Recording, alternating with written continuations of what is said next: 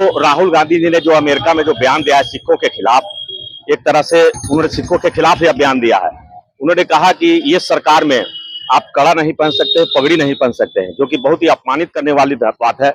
मुगल शासन काल में मुगलों से हमारी लड़ाई भी इसी कारण हुई थी कि वो सिखों को कड़ा नहीं पहनने देना था, उन्हें पगड़ी नहीं धारण करने देता था। उस तरह का वातावरण अभी ये राहुल गांधी जी बनाना चाहते हैं और सिखों को ये कतई मंजूर नहीं है, क्योंकि किसी भी शासन काल में सिखों को आज तक किसी ने भी नहीं रोका।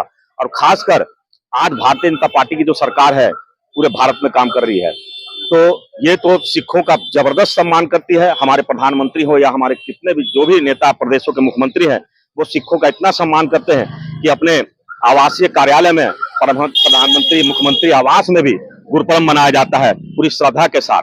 हमारे संघ कार्यालय में भी गुरुपर्व को पूरी श्रद्धा के साथ मनाया जाता है।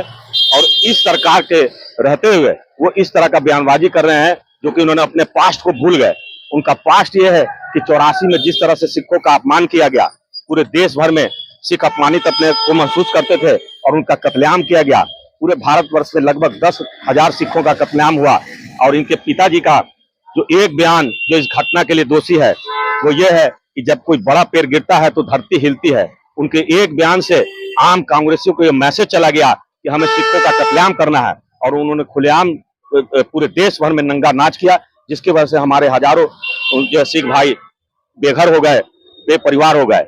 और इसलिए मैं राहुल गांधी जी के इस बयान की कड़ी निंदा करता हूं, और जिन्होंने भी इस तरह की उचित करने की कोशिश की है, सिख उन्हें जवाब देते हैं। और आज यही हमारे नजारा देखने को मिला जब पटना साहिब तक संबंधी साहब से ये जुलूस के निकली और भगत सिंह चौक पर राहुल गांधी का पुतला दहन किया गया, और उन्हें यह एक तरह से मैसेज दिया गया कि सिखों के बारे में इस तरह का अपमानजनक भाषा का प्रयोग करेंगे तो उसका यही नतीजा होगा। यह पुतला दहन कार्यक्रम उसी की श्रृंखला की एक शुरुआत है, और आगे भी इस तरह की अगर बयानबाजी करेंगे तो हम इससे और बढ़ चढ़ के बड़े बड़े आंदोलन और कार्यक्रम करेंगे।